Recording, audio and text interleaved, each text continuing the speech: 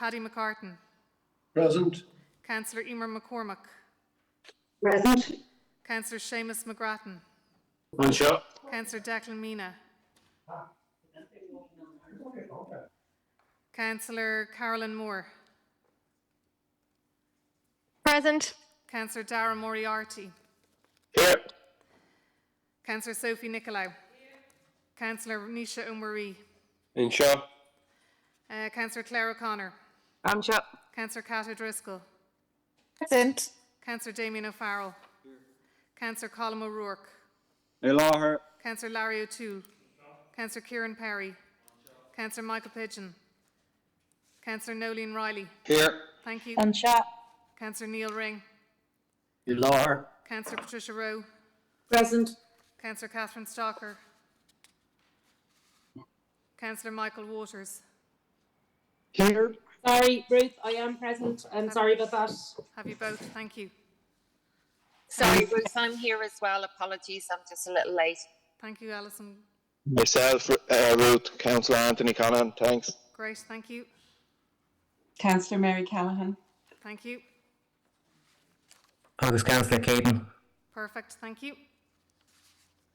Okay, Lord Mayor, just to read the motion into the record, it's a section 140 motion in the names of Councillor Damien O'Farrell, Councillor Patricia Rowe, Councillor Christy Burke, Councillor John Lyons, Councillor Neil Ring, Councillor Mannix Flynn, Councillor Nolene Riley and Councillor Kieran Perry.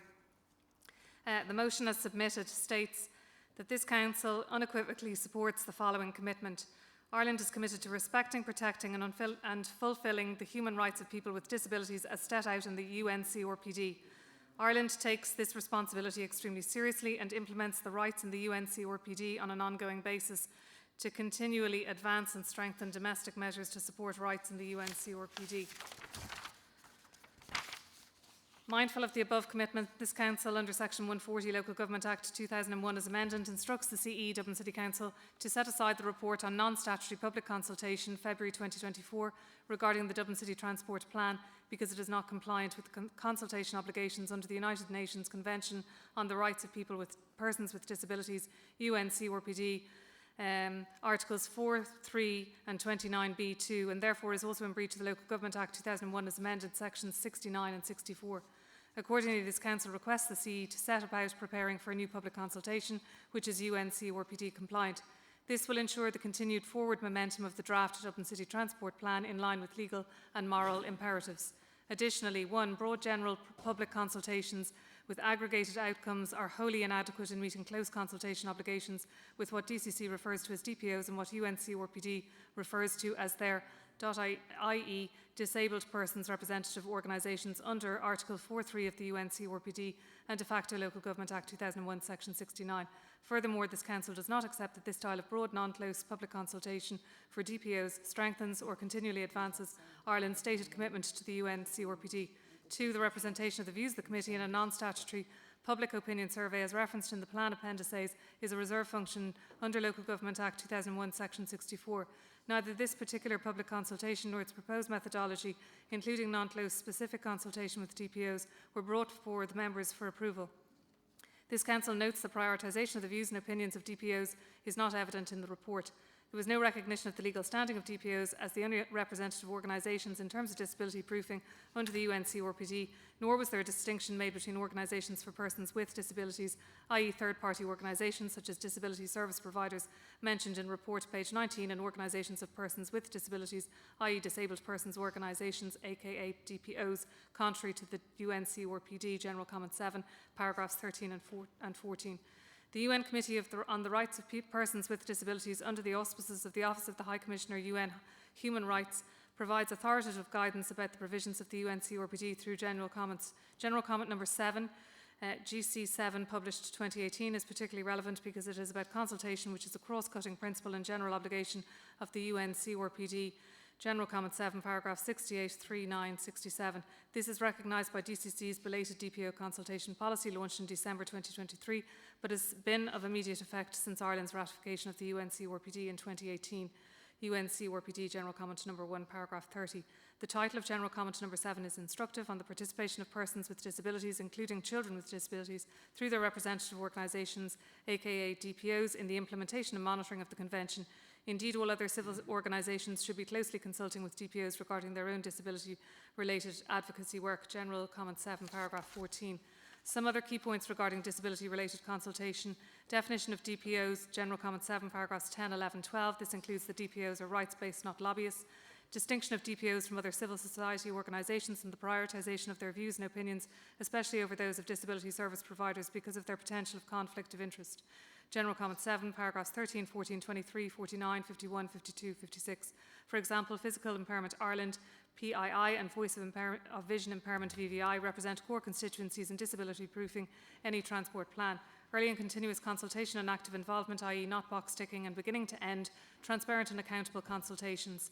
State parties should systematically and openly approach, consult and involve in a meaningful and timely manner DPOs and ensure equal access to that end. General Comment 7, paragraph 22. Prioritisation of the views and opinions of DPOs over all others in relation to disability. General Comment 7, paragraphs 13, 14, 23, 56. Having DPOs only spaces should include bilateral meetings in terms of disability proofing. General Comment 7, paragraphs 49, 94, MNO. Explicit mentioning in the final consultation report of how each DPO's specific points were considered and evaluated, and for such conclusions to be communicated directly to the DPO. General Comment 7, paragraph 23. Accessible and safe streetscapes related to UNCRPD Article 9, Article 4.3 and are clarified in General Comment number 2. Adherence to the above authoritative guidance is not evident in the report, nor is there evidence of any close consultation and active involvement of DPOs. This Council, having full regard to UNCRPD Article 29b2, General Comment 7, paragraphs 94.1, 94j, supports the view that disabled persons' organisations should not be treated as add-ons or catch-ups, but are in fact, as recognised by the UNCRPD, indispensable for disability proofing our city. The benefits that close engagement with the DPOs bring to our city far outweigh any short pause in the implementation of the transport plan, and is also financially prudent in the long term. This view supports the letter and spirit of UNCRPD and ensures compliance with the Local Government Act 2001 as amended, section 79. And the motion finishes there, Lord Mayor. Councillor Damien O'Farrell. Thanks, Ruth. So disabled persons organisations are the only representative organisations entitled to represent the view of disabled persons under the UNCRPD. So I'm going to look at our public consultation report. There's no evidence in the equality impact statement that DPOs were included. The National Transport Authority have a transport user advisors group. DPOs were excluded from this group by an 8-minute email. 8 minutes they were late and they were excluded. And the person that sent that in had a brain injury. This is no reasonable accommodation. They were treated like dirt. Okay? They are also excluded from the workshop. There was 2 groups used in the workshop. Both were service providers. This is recognised under the UN Convention as well. They're flagged, their conflicts of interest. One of these groups received $3.5 million from the NTA and 100,000 from DCC. The DPOs, there was a DPO there at the user group, the workshop. They had an intellectual disability, and as well as this workshop, they're all entitled to a bilateral consultation. And this is in the NDA guidelines. Where's their submission? There's no priority given to this if it even exists. Submission of VVI wasn't prioritised. That's paragraph 13, 14, 23 and 56 in the report. It wasn't distinguished. That's paragraph 13. They didn't receive a written report as regards their views and their evaluation of the views. There's no written report. That's against it. Like, there's the spirit of the UNCRPD is totally trashed by that public consultation report. There's no regard for DPOs. All and sundry, in the responses, all and sundry are being liaised with. All and sundry, the Grace Bible Group, the Oireachtas Committee, they're talking about having a left turn going outside the Dáil. They have a problem in Lincoln Place. They're going to be liaised with, not the DPOs. They're just disregarded. The PPI, DCC have accepted that they did not contact them. They have accepted that, and the NTA used the wrong email address. I sent that out to councillors like the wrong email address, and Dublin City Council had that Can I ask address. who's seconding the motion? Orvera, I'll second the motion, and I'd like to give my time over to Councillor Farrell to complete his statement. Councillor Farrell, you have 80 seconds.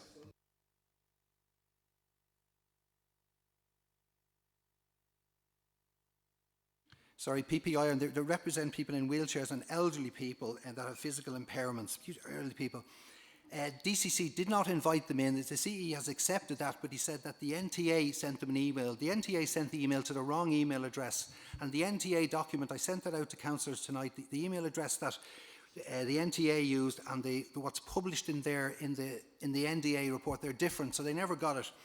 And we're also, under the UN Convention, we're also required to have a designated person. If there's no responses back, there's only 8 DPOs that we would find out why they haven't responded to us. That wasn't done. There's amendments here tonight, and I'd like the opinion of the law agent. Under section 69, 1 and 2, I don't think they're lawful. We can't amend people's rights.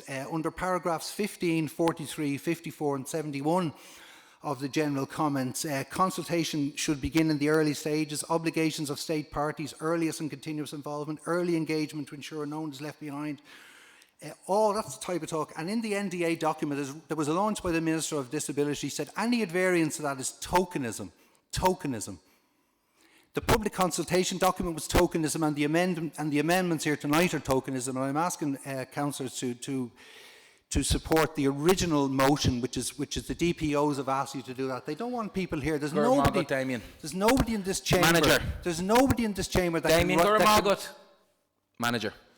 Lord Mayor, before I speak directly to the consultation on the Dublin City Centre Transport Plan, I would like to reassure the members that I clearly understand and appreciate the distinction between a disabled persons organisation and other disability groups. I've been advised by the Access Officer that this consultation process is compliant with the UN CRPD. Further, the law agent has also advised that there is no prescribed format for recording engagement with DPOs or for how public authorities are to meet their obligations under Article 4 of the UN CRPD. The facts support that Dublin City Council prioritised engagement with DPOs for this process. The Draft City Centre Transportation Plan is a joint DCC-NTA document which is an objective of the development plan, namely SMT05, which looks to prioritise walking, cycling and public transport while ensuring the integration of high-quality public realm. The plan takes the various objectives in the development plan and the mode share targets and looks at how Dublin City Centre could have reduced volumes of traffic through a series of traffic management changes, thus allowing for improvement in public transport, walking and cycling, as well as later opportunities for public realm projects. On the 6th of September, 6 DPOs were directly emailed informing them that the DCC and the NTA intended to publish a draft city centre plan, that the draft plan will be presented at the SPC meeting on the 13th of September, and that a period of non-statutory public consultation would then commence, and that their input is valuable and that we would welcome submissions from them on the plan and that we'd be back in touch with them. On the 14th of September, after the SPC meeting, the 6 DPOs were again individually contacted and informed of the following: that the consultation had now commenced and was live until the 1st of December. A link to the consultation page was included in each email. They were informed that hard copies were available in the civic offices, and they were asked again to make a submission, and if they had any queries or questions, they were provided with the contact email. One of the DPOs contacted in this manner was Voice of Vision Impairment, and following the email received by them on the 6th of September, they compiled an email to send to the project team on the 7th of September, highlighting a number of areas and asking for documentation in a specific format. It has been subsequently agreed by all parties that this email was inadvertently not sent by VVI, even though they believed they had, and DCC was obviously therefore unaware of any of the content and requests contained within it. It should be noted that the email list of DPOs which the Environment and Transportation Department was using had not been updated to include the DPO Physical Impairment Ireland. This DPO was, however, contacted by the National Transport Authority on the 20th of October via the Disability Participation and Consultation Network and informed by this network of the consultation. On the 1st of December, only one DPO made a submission, which was VVI. 2 emails were received on the 1st of December. The first email stated that this was a submission from VVI, and the second email attached the VVI Guide to Planning Accessible Public Spaces, and they asked that this be accepted as part of their submission.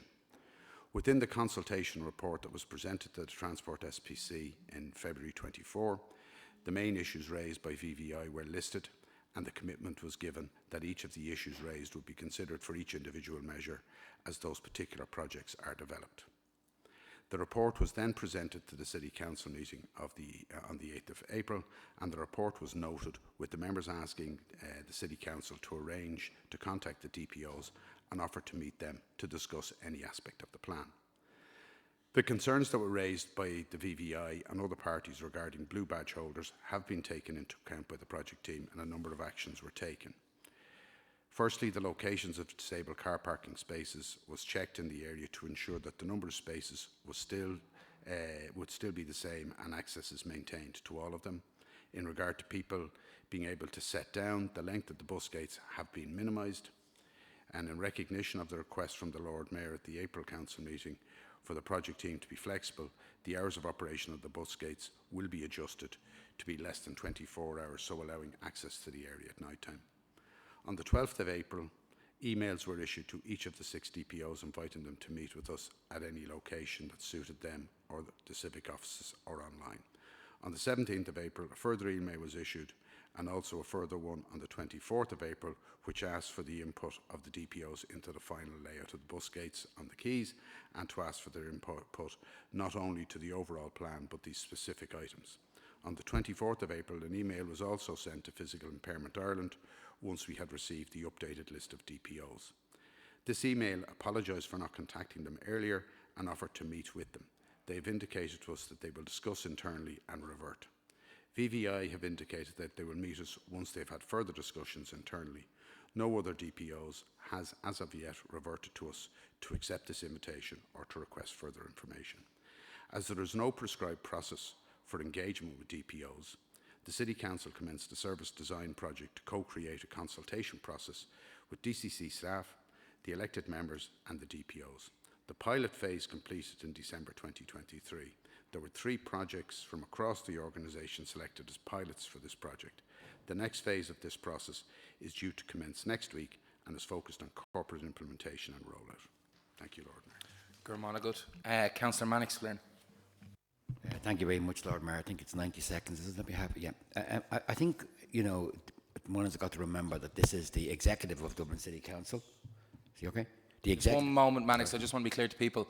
We're having the debate now where we bring people in and then the amendments are put at the end. So we have one debate like we always do. Mannix, 90 seconds. Much appreciated, Lord Mayor. Thank you very much, Councillor Farrell. Thank you very much, Chief Executive Richard Shakespeare. Look, it goes without saying that what's been established here is reasonable doubt.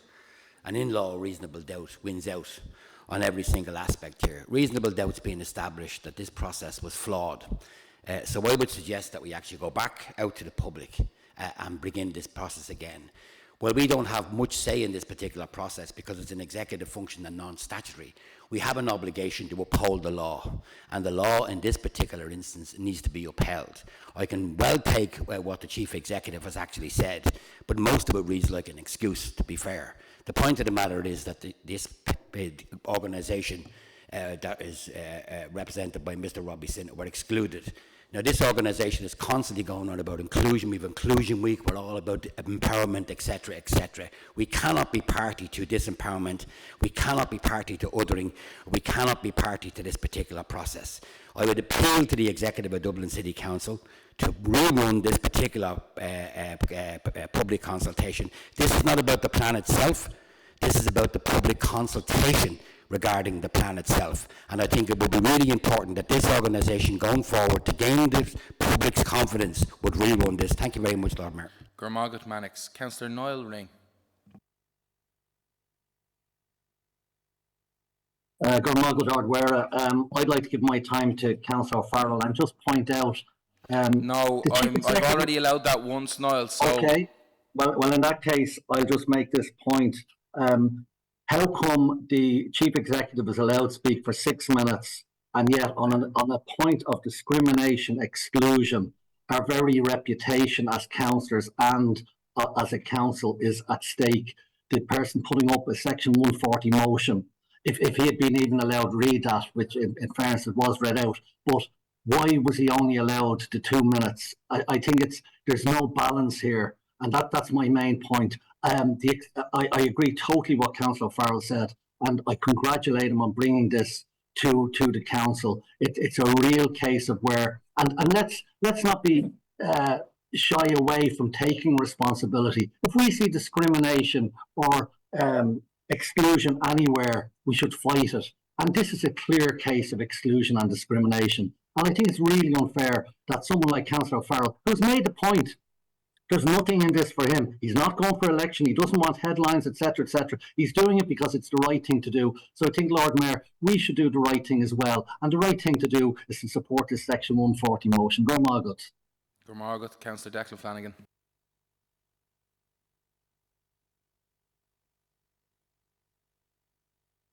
Sorry, go ahead there. It just says Declan.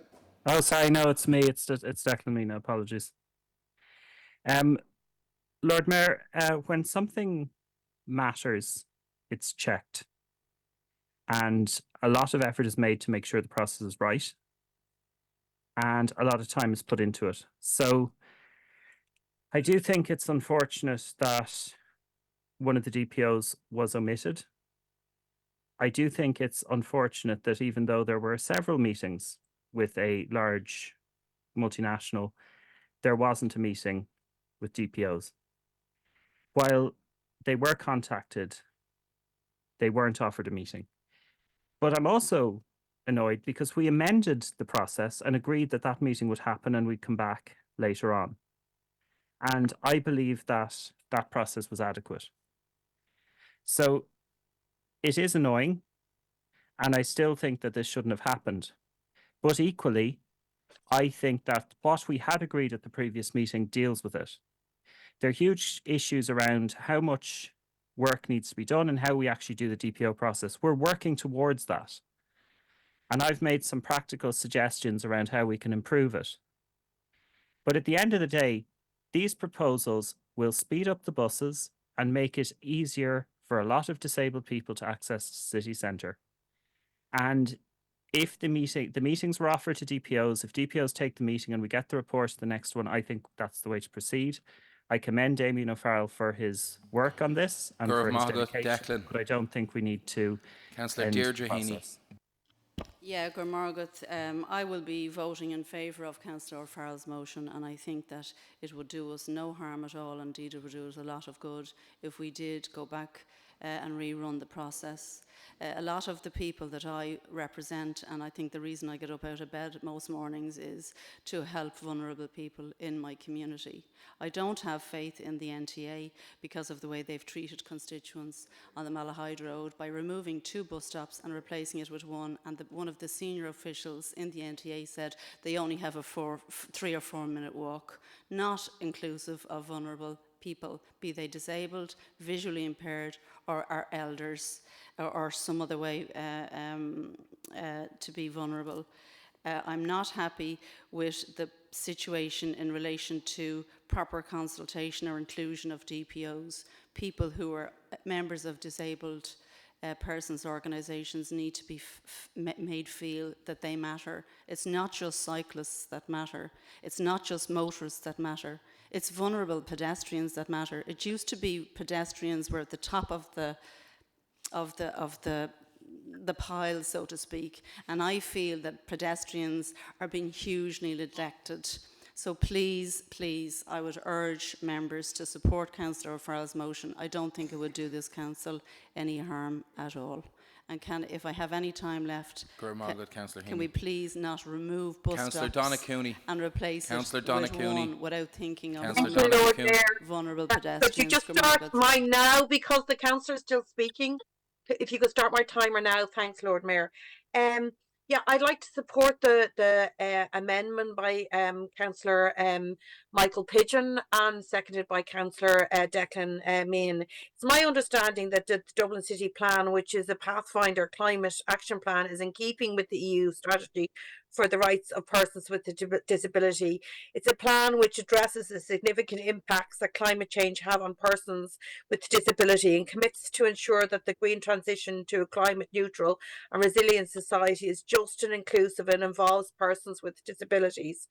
Europe is now essentially an urban society with 7 out of 10 EU citizens living in cities, and cities' accessible spaces help make cities welcoming spaces for all and ensure everyone can participate. We are using smart technology in relation to parking. We're, including more parking in this and more accessible parking. It's a core UN Convention on the Rights of Persons with Disability to enable independent living and access to public transport, buildings, work if you choose, leisure activities and independent living. I believe by delaying this, we will actually be, delaying this access and this independent living, which is really essential if you're going to use public transport and you're going to be able to use the city. So I do think the consultation can continue throughout the plan. That's the best way to do it. Continue on with the consultation as part of the design stage and the Gurmagat detailed Donna, design Councillor plan Mora stage. Devine.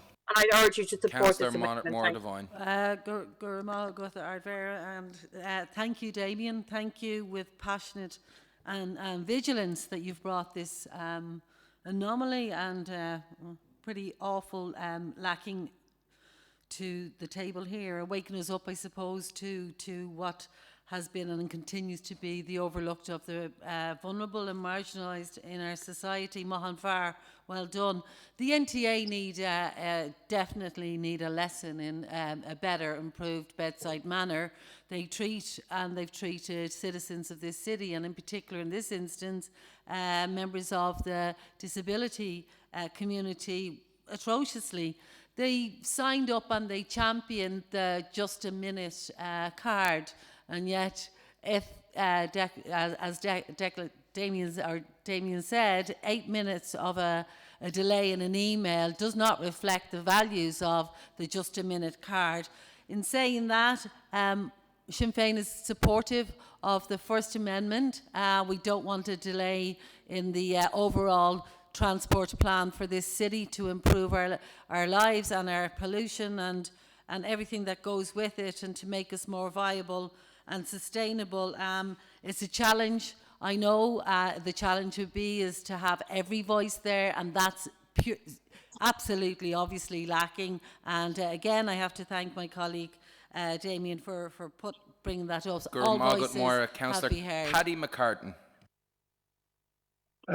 Thanks, Lord Mayor. I think supporting this motion would be akin to throwing the baby out with the bathwater. Lord Mayor, it was Voltaire who said, perfection is the enemy of the good. Now, what that means is trying to make things perfect and consequently getting nothing done. So I've looked at the amendment, the First Amendment, and to me, it's reasonable, it's well crafted, and I will be supporting it. Thank you. Gurmagat, Councillor Janet Horner. Thank you very much. Yeah, I just wanted to make 2 points in relation to this, which I think hopefully just to inform the debate. I think just to be clear, I want to support the amendment put forward to the motion by the Green Party and Labour. I think it's a practical way forward to safeguard inclusion and meaningful inclusion, but also the process of the transport plan, which is so important for the future. Just 2 things. Firstly, this is a non-statutory consultation. Throwing it out doesn't impact on the statutory processes that the various components of the plan will be subject to in the future. And getting consultation right in our statutory processes is so much more essential than non-statutory processes, and we have an opportunity to do that at this point. Secondly, if we were to apply this judgment or this idea to this motion to every consultation that has happened since UNCRPD was ratified in 2018, we would be throwing out infinite numbers of, not infinite, but significant numbers of housing projects, transport projects, public realm projects, every bit of public life projects that have been subject to consultation over the last 6 years. That would be detrimental to the public good of the city. It would be, can you imagine, it would grind the process of the council to a halt completely if we were to apply this motion to all consultations. And if we are not to apply it to all consultations, then it does open it up that is there just bad faith actions taking place to try and scupper this one process, but not every other process where we could arguably apply this to. Councillor Nisha O'Murray. Thanks, Lord Mayor. Can you hear me? We can. Yeah, thanks, Lord Mayor, and thanks to my colleague Damien for all his work on this. This is an area that Damien has worked in for years, and I just commend him for it. And I've spent a fair bit of time trying to learn or skill up on it as fast as I could. I actually disagree with Janet, the last speaker. I think we have an obligation to do this, even if it means on all those projects that you mentioned in the long term, even if it means things get delayed or we have to start some stuff again, because it's long term, it makes the city a better place.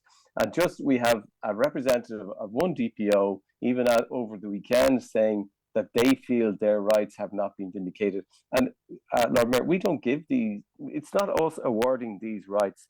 These DPOs have these rights now, and we do have to vindicate them. And it's like saying to Mannix, you can't speak. We're going to take away your right to speak. Or to Dermot Lacey, Dermot, you can't hang out in Barnardo Square anymore. So I just feel, Lord Mayor, it's a pity we've come to this point because we still have one DPO at least who feels that they have been left behind, and the City Council has to do a lot better than this. Thank you. Councillor Christy Burke. Thanks, Lord Mayor. I too want to congratulate Councillor O'Farrell for the time and the work and commitment he put into this. Lord Mayor, I think it was Councillor Deirdre Heaney that said, I got up in the mornings in order to represent people who elected me. And in particular, people with disabilities need to have a voice. And I think that discrimination and exclusion was shown in this case. And therefore, I don't have a problem in putting the plan on hold, because I'm beginning to think lately that bus connect corridors and cycleways are more important than human beings and people's rights. And I have two family members, one with severe disabilities in a nursing home, and another young member of the family who's visually impaired. And I have an obligation on all DPOs to represent them. And then if they're being excluded or if they're being discriminated against, it's our job as public representatives, that's what we're elected for, to represent the people. So I believe that we should put this on hold, get on with the consultation, and don't forget this was a UN document. And also I want to criticise the NTA. The decision is made, it will be an executive function, so back to the drawing board, back to the consultation, otherwise the whole plan will be flawed. And just on another note, Lord Mayor, nobody has said yet if areas of my constituency will be smothered with cars and pollute the air, problems for residents. Thank you very much, Lord Mayor. In the first instance, I too want to commend Councillor O'Farrell for shining a light on this issue, the application of the UN Convention to transport policy in this city. I don't think if he had been so dogged in his approach that we would be having this debate right now, and I do think it's a good thing. Having said that, I think we do have to assess the text that's before us when it comes to the motion. And in the text, it does assert that this local authority is in breach of the Local Government Acts, and it does also call for the setting aside of an existing consultation process. And I have difficulty with both of those things. On the first one, I don't think it's our job as elected members to adjudicate on the law, and we've been informed by the law agent, or at least via the manager, that they are asserting we're in compliance with the law, and the courts can have a row about that at a subsequent date if that arises. And secondly, on the consultation, I don't think we should take away voices that have already contributed to the consultation. So my view on this is that either of the amendments, the first or the second amendment, in fact reflect the spirit and the intent of what Councillor O'Farrell is trying to achieve here. And I also think that the approach that the management have adopted since the last meeting in engaging with the DPOs equally reflects the spirit and the intent of what Councillor O'Farrell is trying to achieve. And I think one final element could be done, and that would be that you do follow up with a report with those DPOs that you did engage with but didn't reply and explain why they haven't engaged. Colleagues, as that's everybody that's indicated that they wish to speak in our debate here this evening, I'm going to go to Councillor O'Farrell, who has 1 minute to summate, and then we'll vote. Sorry, Chair, I had my hand up. Lord Mayor, I haven't spoken yet, so people on the amendments come in. Oh, yeah. Can we? Yeah, one person at a time, please. Trish. Thank you. Be very quick, Lord Mayor. Pat, you indicate. I just want to say I want to commend Councillor Farrell for his work on this. DCC signed up to this protocol and actually brought some councillors together for some training or information on it, but then it appears didn't deem it necessary to apply it to this particular project. At the outset, can I just say that I'm not against the transport plan. I don't think anybody here is. We had this discussion at the previous meeting and we spoke about it, but this is not about being against the transport plan, being against bus gates or being against pedestrianisation, in case anybody thinks that. This represents who we represent people, all the people of Dublin, those who haven't got a voice, and particularly those who have disability. And that's what this is about. It's giving those the correct legal entitlement that they are entitled to. Over the last number of years, anytime I question why certain projects take so long, the phrase best practice is generally included in the reply. And what we're seeing here tonight is that DCC have not applied best practice to this plan, and I think they should do. Thank you. Good, Councillor Pat Dunn. Thank you, Lord Mayor.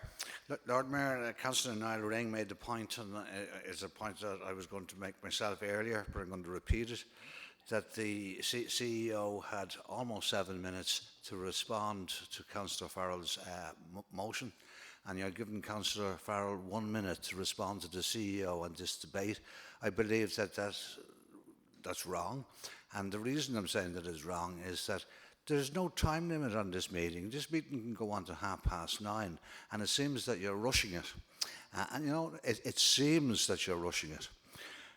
So I'm asking to allow Councillor Farrell to properly be given the time to respond to the issues that he believes haven't been addressed here so far tonight. Thank you, Lord Mayor. With the greatest respect, Pat, I allowed the seconder to allocate their time to Damien. Instead of Damien having to come in on the motion, I asked Ruth to read it into the motion, so Damien had the standing orders of the meeting. When we have a debate. No, the council did when they adopted the standing orders. Thank you very much, Councillor Michael Pigeon.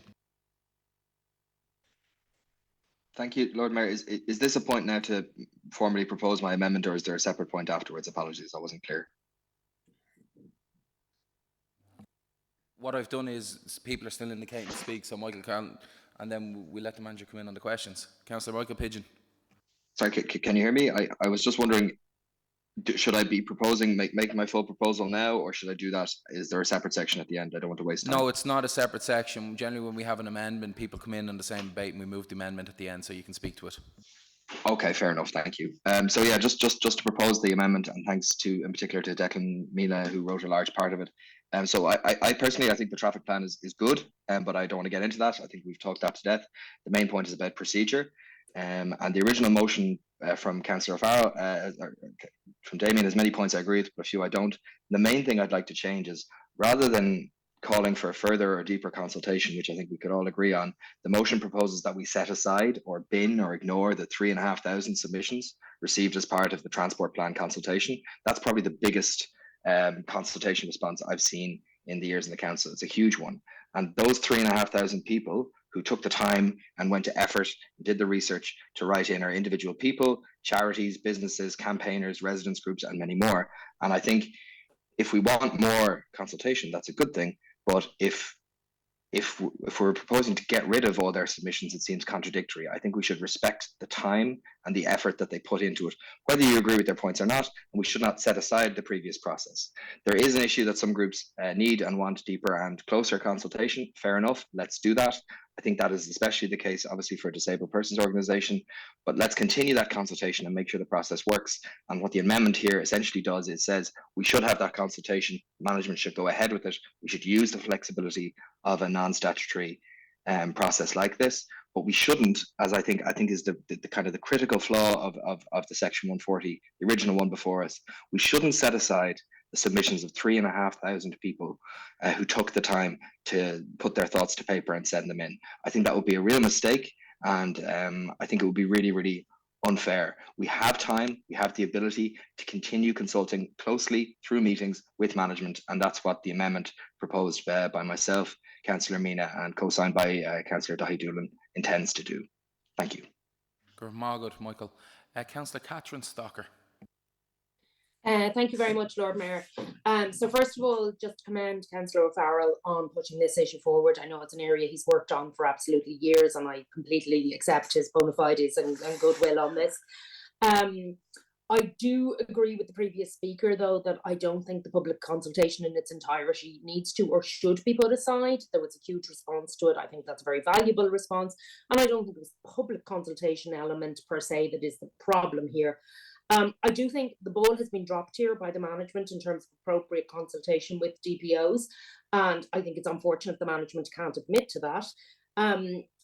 Rather than being invited to make a submission, that's just not the same as the close and active consultation that Article 4.3 of the UN CBRD mandates. I do think I would like to ask my fellow councillors to support the amendment put forward by the Social Democrats, because I don't think the First Amendment goes far enough in a range of issues. Some of the measures included in the Second Amendment that are not in the original are that the management must be open to change of the draft transport plan on foot of the consultation, that they must provide feedback on how the submissions concerns or the consultations concerns have been addressed, which is again put forward by the UNCRPD and is a key piece of this, that they must provide accessible documentation and independent facilitators. So I think this goes much further than the original amendment, and I would ask the councillors to please support this, because the original amendment quite simply does not go far enough in addressing the rights of people with DPOs in this process. And the management have said repeatedly there's no prescribed process for this. And while that is true, the NDA, the National Disability Authority, have a document on exactly this issue for public officials and public bodies, published in 2022, to outline how to conduct this kind of consultation. We ran a full process through DCC in which I partook on how to conduct this kind of consultation. The consultation has just not been sufficient. And for those wondering, I gave Kat an extra 30 seconds because understanding orders, Catherine, an extra 30 seconds because that's why you got the extra 30 seconds as the amendment. Haven't I just, Mannix? Councillor Cat O'Driscoll. Thank you, Lord Mayor. I want to pick out one of the points that my colleague has made about accessible documentation. We're living in an age where technology is really important for a lot of people with disabilities, and it's imperative that we ensure everything is compatible with screen readers. I'd also support us making some of our communications available through Irish Sign Language and other options like that. I also would like to make a point about the use of plain English. We're going to be running quite a few consultations over the next number of years as we continue to meet the goals in our development plan. And it's really important that everyone in Dublin can understand and engage in as best possible. So I think this is a great learning opportunity for us all. I do believe mistakes have been made in this consultation. I'm fully supportive of reducing through traffic in the city, but we have to make sure that the most vulnerable and people who face additional barriers are included. So maybe this is an opportunity for us to look at all of our consultations and not worry about what we're prescribed to do, and just do what's best for the citizens of Dublin and everyone who lives and works in our city. Thank you, Lord Mayor. That's all the speakers that have indicated to come in. Is there anybody else? Can I just point? Unless it's a point of information, you've already spoken in the debate. It's a point of information. Yeah, I'm not speaking on the debate. I'm just not clear because this is the first time with this type of motion. Is do we take the amendment, First Amendment, see that pass, and then we take the motion as amended? So as I read out at the start of the meeting. Yeah, just want to clarify. I'm going to clarify it if you allow me to speak. Yeah, What's going to happen is there's two amendments and there's the motion. As per standing orders, we take the amendment that came in first, which was the one that we're entitling Michael Pidgeon. If that passes, well then the two behind it fail. If it fails, we move on to the Social Democrats motion, Catherine Stocker. And if that passes, it's passed. And if it fails, we move on then to the original motion as per normal council business. So I'm going to bring the manager in. Thank you, Lord Mayor. Councillor Farrell, I heard a lot of what you said, but I didn't hear a question. I'm not being smart. So if you could actually just specifically ask the questions, and then myself or... Do you want me to ask? Yeah, I asked at the very beginning, I said, are any amendments, any of the amendments lawful under the section 40, are the amendments lawful under section 69.1, section 9.2, regarding the policies and objectives of the government, and then I said lawful under paragraph 15. Therefore, consultation should begin within the early stages. I said that. Paragraph 14, and this is a question, are any amendments lawful? Paragraph 14, early and continuous involvement. Paragraph 54, nobody should be left behind in the consultation process and appoint a person to notice anyone left behind. And paragraph 67 was also about early and continuous involvement. So I wanted to ask the law agent, are the amendments lawful? Because my understanding of section 69 is that we have to have regard for the policies and objective of the government, and I'm looking at the CEO statement, and he doesn't think that the article is prescriptive. Okay. And I'm saying it's So you've very asked prescriptive. And I'm not asking what you've said now. Yeah. You've asked the question.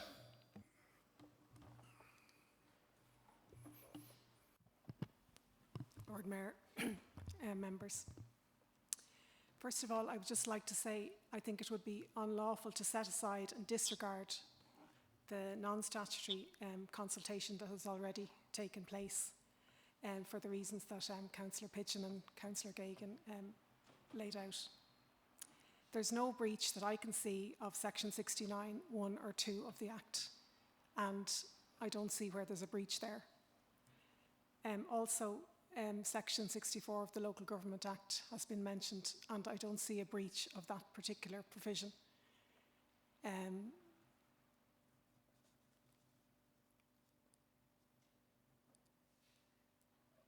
Also, in relation to the the rights under Article 4 of the Convention, as I said on the previous occasion at the Council meeting, there's no set process that has been devised to actually reach compliance with Article 4.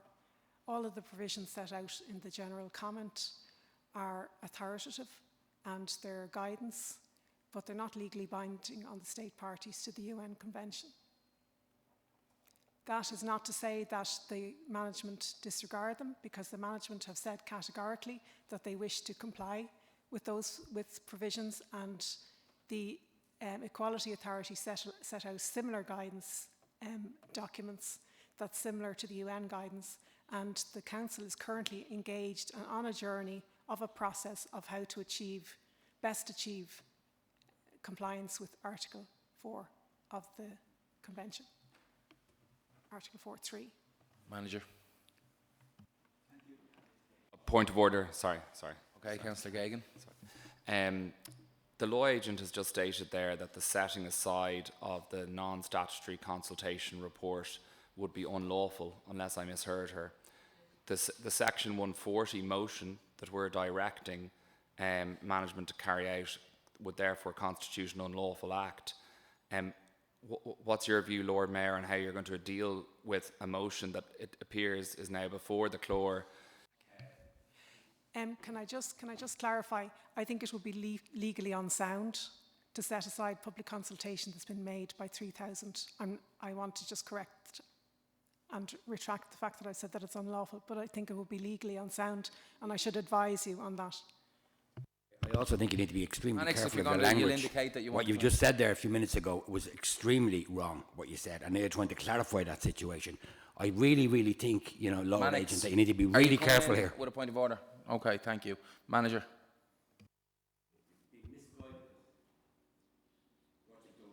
Mannix. No, Mannix. Councillor, No. Councillor, I would ask you to withdraw that last comment. I think you're casting aspersions on the law agent, which I think are unwarranted. And she clarified exactly what she said. She withdrew her comment that it was unlawful. Mannix, come on, So, I think in terms of having clarified the matter, I think she clarified it. And I think your last comment, in fairness, is unfair and unbecoming of you, Councillor. May I respond? I'm not letting you come in. Okay.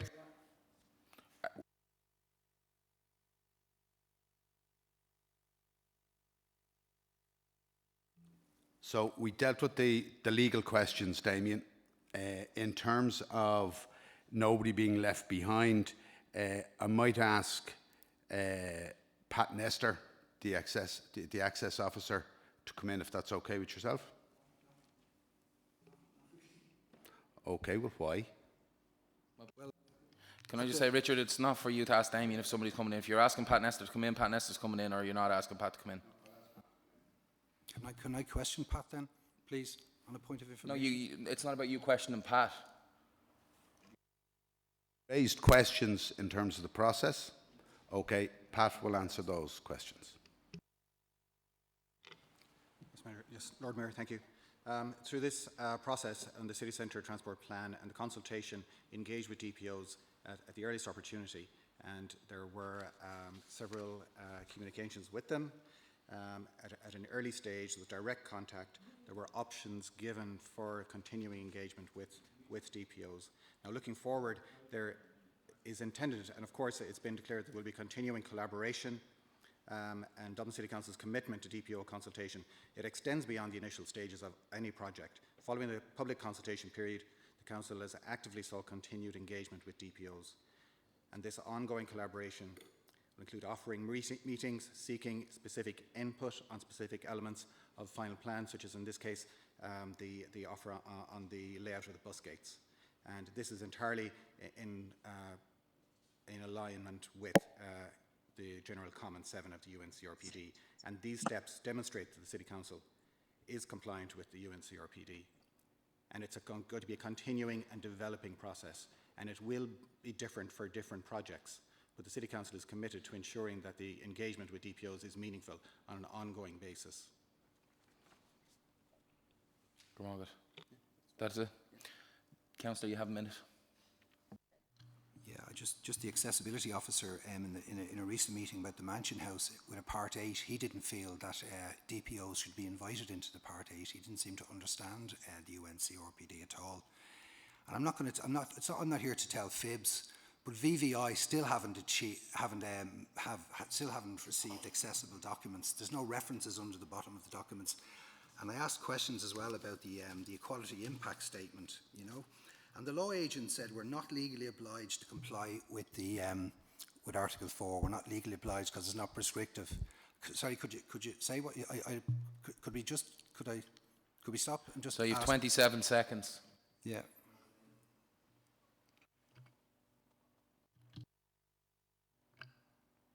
Lord Mayor, the Council has a legal obligation to comply with Article 4 of UNCRPD.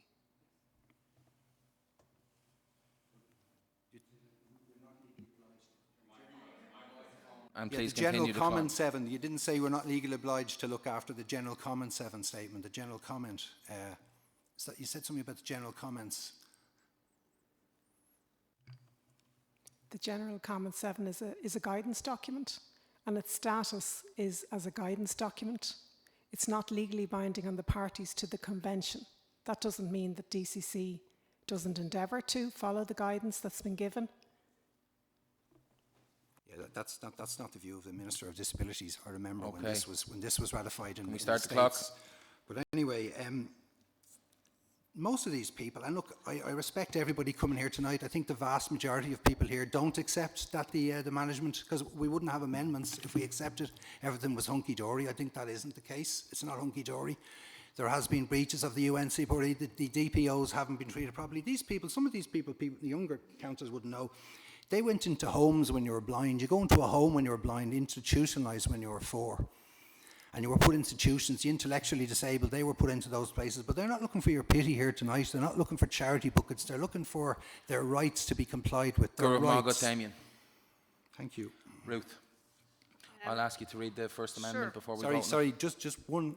Is it a point of order? No, it's just 10 seconds. That's all. Damien, I've been very... No, just right, 10 seconds. 10 seconds. Yeah. I'm just asking the members, if they were going to vote for a motion, I certainly believe that the second motion would be better. I've just got a text here from the DPOs. I won't be supporting it. They won't. But the second motion, the Councillor Stocker's motion, it takes in everything that's in the Green Party and it adds on a bit more. And why wouldn't they have that? I'll give you 10 seconds. Lord Mayor, on a point of information. On a point of information, Declan.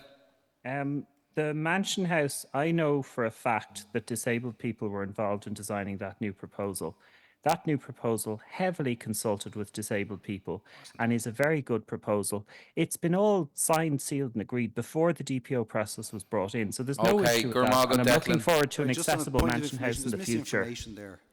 There isn't. I was involved in it. I was talking about, there was a Part 8, Okay. standalone, sorry Lord Mayor, there was a standalone Part 8 held in February of March of this year. I accept everything before that was brilliant. Plenty of consultation there was. It's the most consulted Chair. we ever had. Okay, But in and this I year, accept there, that. in this It's a year there point was a of order, Part 8 and I've and let they you have weren't the point of invited order. in. Yeah, this is different. The point of order. Yeah, just I wish to withdraw my remarks to the law agent. Thank you very much. Ruth. Thank you, Lord Mayor. So the amendment that is being put before you, councillors, is in the names of Councillor Pigeon proposing and Councillor Mina seconding.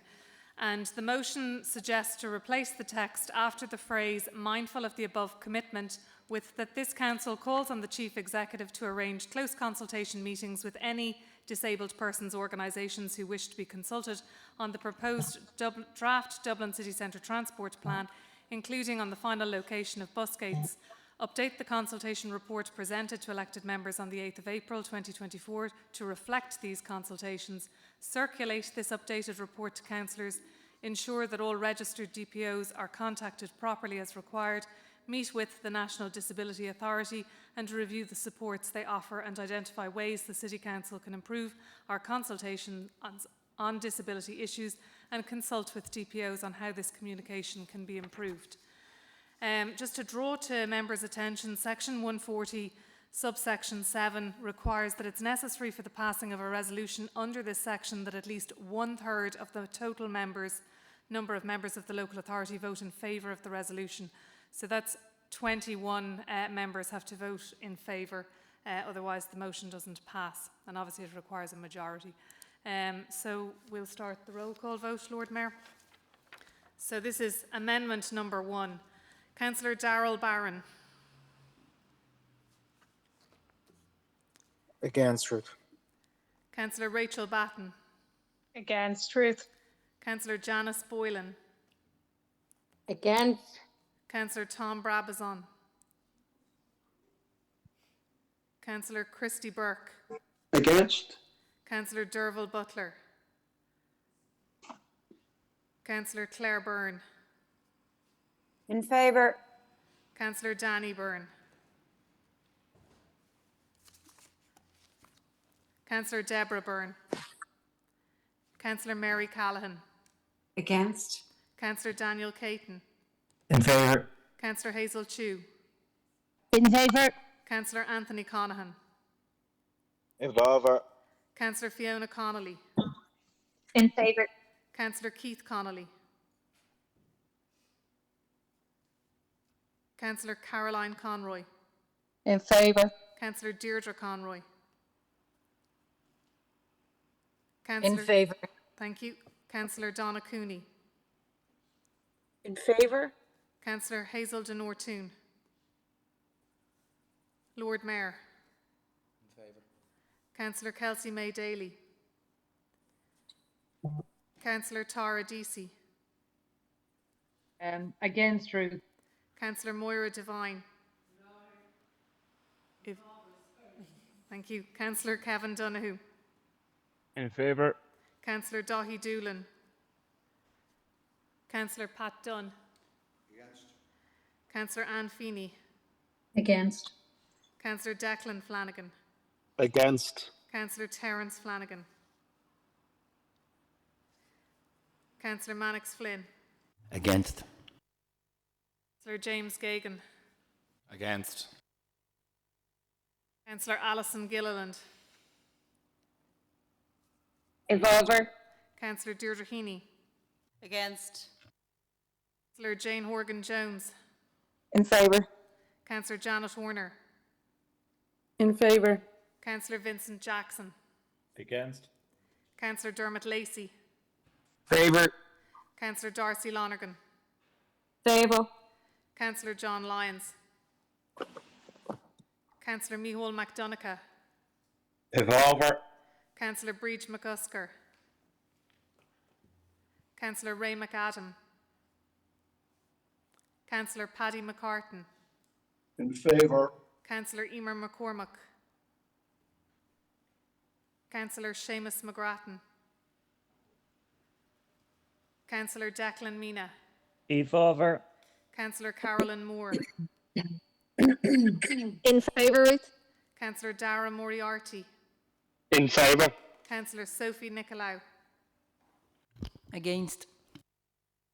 Councillor Nisha Marie. In favour. Councillor Claire O'Connor. Councillor Cat O'Driscoll. Against.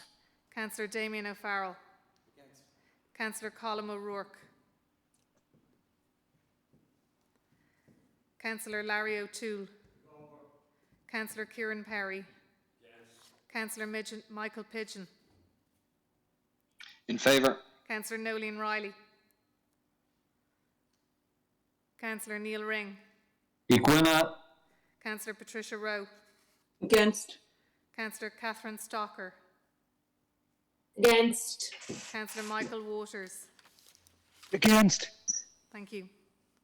Sorry, Ruth, I did say I was on mute there, so can I register my against vote, please? That's Councillor Derval Butler, yeah? Nolene Riley. Oh. Sorry. Nolene Riley, okay. Yes. And apologies. Ruth, sorry, it's Deirdre Deirdre. Conroy. Lads, we can't May have I- everybody talking at once. Please indicate if you want to come in. Janice.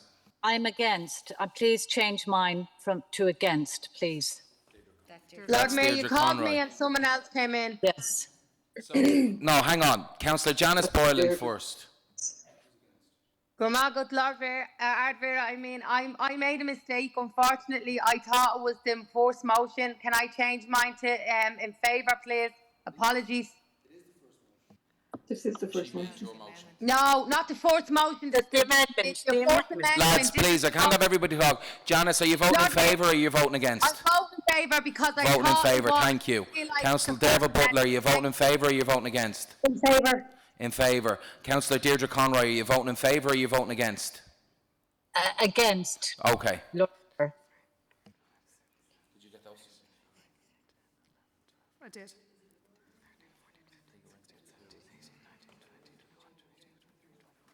Got 25 in favour. And then 1, 2, 3, 4, 5, 6, 7, 8, 9, 10, 11, 12, 13, 14, 15, 16, 17, 18, 19, 20, 21, 22. You got no leans as well, yeah? Yeah. Nolene. I have no lead, so I have 24, 4 and 23. I have 25 and 22, so check them again, will you?